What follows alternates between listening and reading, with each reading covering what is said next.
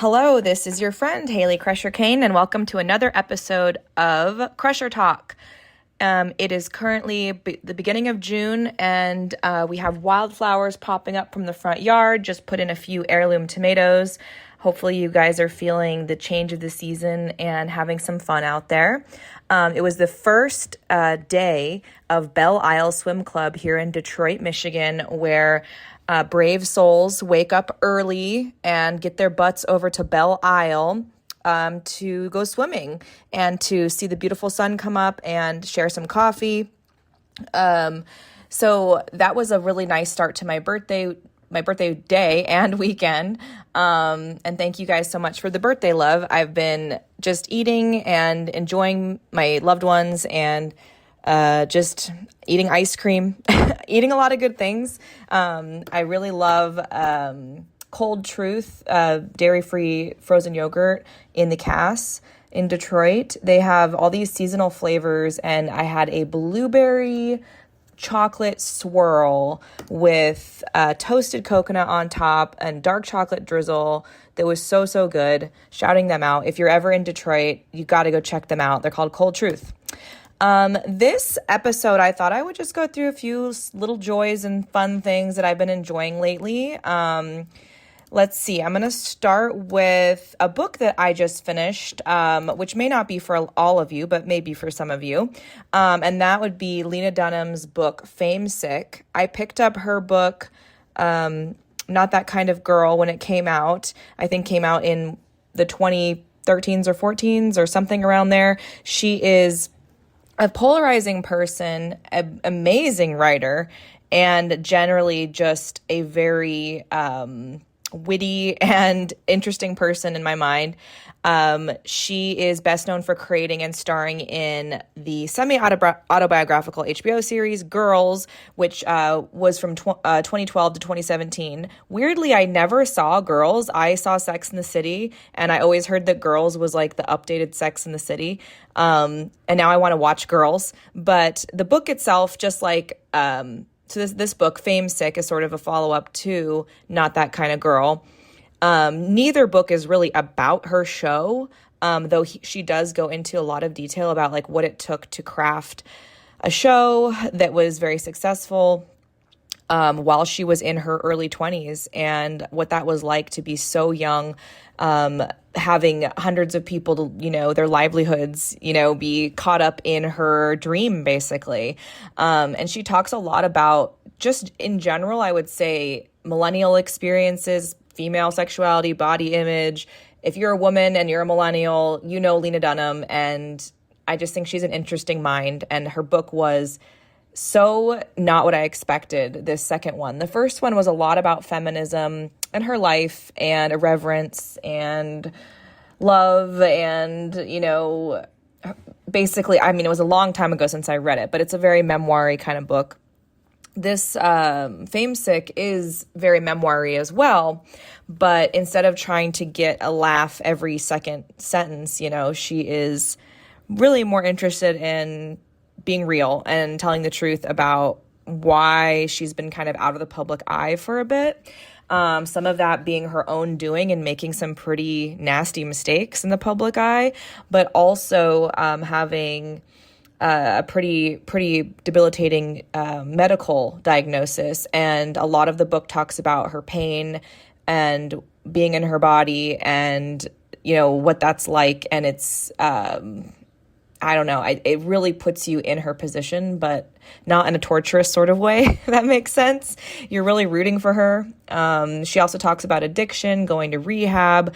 She really talks about all of it, and even kind of explores the idea that, she's someone who was raised by two artists in New York City, and the idea of how her art kind of eclipsed her family and eclipsed her parents' art in a way, and what that felt like. And she really kind of leaves no stone left unturned. So if you're at all of that era, if you're a woman, and especially if you watched Girls, which I guess I got to watch it now. I don't know why I wasn't watching it. I don't know if you guys have seen Broad City, but that's a really fun one that I love. It centers on female friendship in New York City. And I always think of that as being like girls, but I don't know. I don't know what girls is like. I know Lena Dunham is naked a lot in it. And that was always like a big to-do about her being naked so much and not having a hot enough body to be naked, which is so ridiculous. So yeah, wish me luck on that. I'm going to see a lot of Lena Dunham nudity. Okay. What else? I've been listening to some podcasts that are kind of old favorites and some newer ones too. I have talked about this one before, but I really love You're Wrong About with Sarah Marshall as sort of a fun comfort show. The episodes are generally about things that you think could never be demystified because they're so ubiquitous in daily life, and you think but you really don't know. Case in point, that she just did an episode about the history of rainbows, which sounds like it would bore you to tears, but she always has on great guests that speak to the topics with a lot of humor, a lot of irreverence, and a lot of heart as well, because as much as it is a very Sarah can be very sarcastic, there's always a lot of heartfelt research that goes into each of her subjects. She did one about orcas and the whale that played the whale in Free Willy, another millennial touchstone right there. So I do recommend her podcast, You're Wrong About with Sarah Marshall, if you're just looking for something cozy and comforting to put on and just kind of gets your brain, I like podcasts that kind of engage my curiosity just enough, but they don't obsess me to the point where I can't do something else at the same time. The Calm History podcast is another one. I had a period of time where I was downloading podcasts for sleep. But this one I consistently could not sleep to because I found it interesting. The host is very sleepy time vocally, like the way he talks is like an old, comforting, older neighbor or something, kind of like a Mr. Rogers, if you will. But his last podcast, and there's all different subjects he talks about. And the way he delivers the podcast is very sleepy time and very calming, but I don't find him boring at all. I don't find the subjects boring. Especially this last one that was about famous castaways, including Daniel Defoe and Alexander Selkirk, the latter of whom was a very interesting Scottish privateer and Royal Navy officer, and he was best known for surviving for 4 years and 4 months as a castaway on an uninhabited island in the South Pacific. And this was around the 1700s, 1704-ish or something like that. So the host talks about how Selkirk kind of went from being lonely and freaked out, obviously, because his ship sank and he was alone on this island and there's feral rats, but he adapts by hunting actually wild goats. And he actually chases the wild goats so that they will fall to their death and he can eat the goats. And there is a period of time where he accidentally fell off a cliff because he was chasing the goat and just fell off the cliff. But I won't spoil it for you. He also domesticates cats to keep all the rats at bay. So I don't know. I love the Calm History podcast. It's like history, but very calmly delivered and usually something you hadn't really thought about.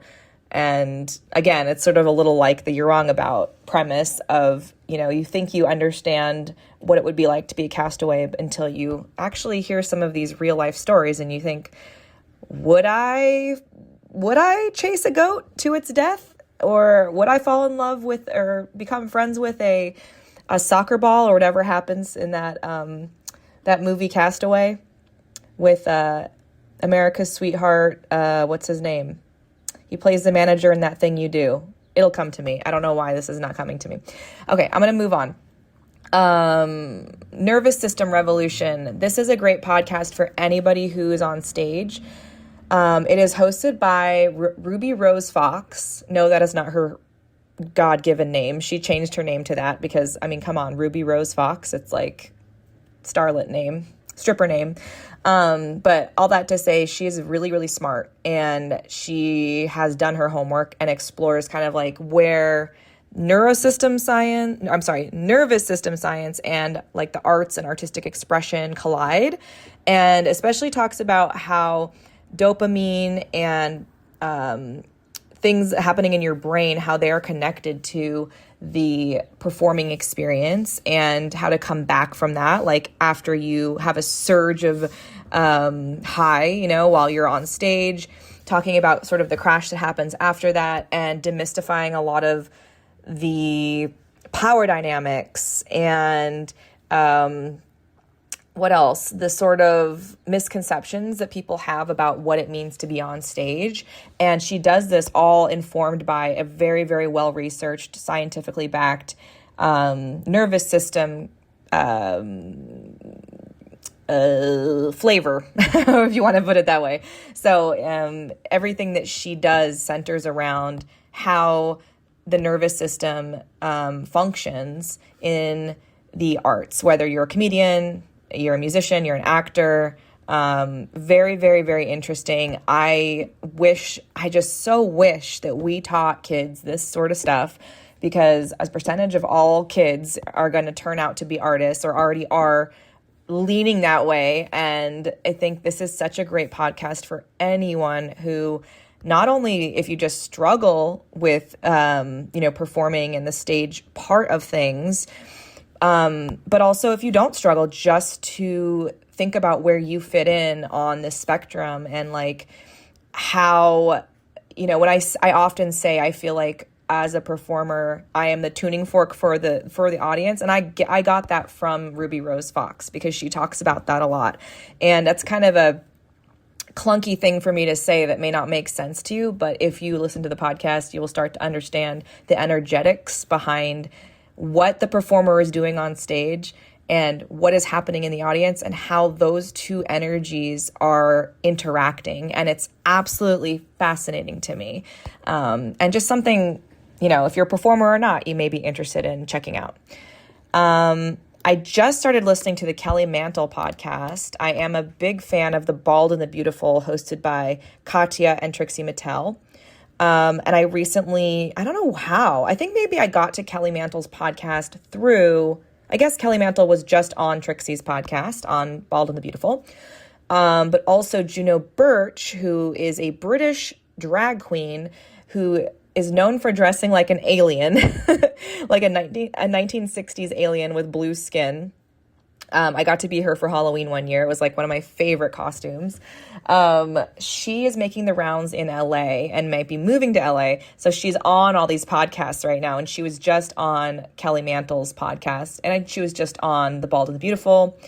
So Kelly Mantle is a drag queen with a very demure Southern drawl. And I like her energy a lot. She's very sweet and kind to her guests. There's not a lot of reading going on, not a lot of poking and prodding at her guests, and she's just sort of like a sweetheart. And so I'm just getting to know Kelly Mantle through her podcast. I've heard the name, I've seen the drag queen, but you learn a lot about somebody when you listen to multiple podcasts and interviews and how they interact with like the people in their scene, so to speak. So that's a really good one. I would recommend checking out if you're into, drag race and drag queens in general, Kelly Mantle's podcast. And speaking of Juno Birch, who happens to be one of my favorite drag queens, I would check out her new merch store that has really cool prints of her artwork. I'm very into her artwork. And as I am on my journey of selling, artwork and lyrics and stuff, which the last of the 5 that I did of the experimental crusher doodlers, as we were calling them, just sold. So we have to make some new ones. I like this idea of performers expanding to, offer prints and offer cute little postcards and different kinds of merch that are more in like the art realm. Juno is also known for some really amazing ceramics, but I could not afford any of her sculptures ever. And it looks like on her site that she doesn't have her sculptures that are all, it's very 1960s alien, Mars Attacks, just wacky world of Juno Birch. I think you just need to check it out to understand it, honestly. So check out her site and her artwork. And check back to the Crushers website and our shop, because I will be adding some new framed lyric sheets that Dr. Kane has lovingly scribed out with doodles that I have created with my Japanese sumi ink that I'm working with. Mostly dogs, but I have been working on some cats, and the cats are not as good as the dogs. I'm not as good at drawing cats, but I think I'm going to do a couple more people as well and do some more women. So just keep an eye on that if you're interested in that kind of thing. Let's see what else. Giving and receiving flowers. What a beautiful thing. What a cheap and easy thing. Not always cheap. I shouldn't say that, but what an easy way to bring light into someone's life. I have received some flowers for my birthday. One from my friend Elspeth, who is an amazing painter and very into color, so I wouldn't be surprised. She gifted me some beautiful, beautiful orange roses with these pops of yellow kind of starbursty flowers, and they're just sitting there in my kitchen making me happy still so many days later. And another friend of mine, Laura, she picked some flowers actually from her garden, because she has an amazing, like, beautiful wildflower bouquet cut flower kind of situation at her house, with lilacs that smell absolutely amazing. And it's such a small and beautiful, token. I like to give flowers. I like to receive flowers, but I sometimes forget that it's an option in daily life. We can buy ourselves flowers. We can buy flowers for our friends. We can give them. So just a sweet thought if you were thinking of giving some flowers out this week. It is a small but beautiful thing you can do for somebody, and 10 out of 10 recommend. Let's see. Dates. Yes, dates as a snack. So it's no secret that Dr. Kane and I live in a community that is mostly immigrants from Yemen and Pakistan and Bangladesh, and the markets reflect that, and that has definitely changed the course of how we eat day to day. We don't have like a normal white person grocery store. And I say normal in quotes, because what does that even mean? And I love that. We don't have a Vons or I don't even know what they're called. Like, I don't go to those kind of grocery stores anymore, because I literally, like a Costco, like, they just aren't in my orbit. So when I'm buying stuff, especially in bulk, I'm trying new things. And I've always liked dates. Like, dates are a delicious thing. I mean, that's not a surprising thing to say. Dates are sweet and chewy and delicious. But lately I've been just eating dates as a snack. And I have to say, like, it has honestly curbed my desire for chocolate, because the sweetness of the date, there's something so rich about that and like real that, like, next to the chocolate, it's like, like the date is better, believe it or not. So dates as a snack randomly. Let's see what else. Wickless candles. If you're gonna burn candles and you want them for ambiance, get yourself some battery powered candles, you guys, because you can have a full romantic style candles everywhere experience without feeling like you're going to burn your house down. And if you're anything like me and you have a bit of the ADHD, you always kind of feel like you're going to burn the house down. So I'm going to say battery powered candles. And that's kind of it. It's sort of a random assortment of things. Thanks for tuning in, and we'll see you next week. Until then, sparkle hard. We'll see you next time.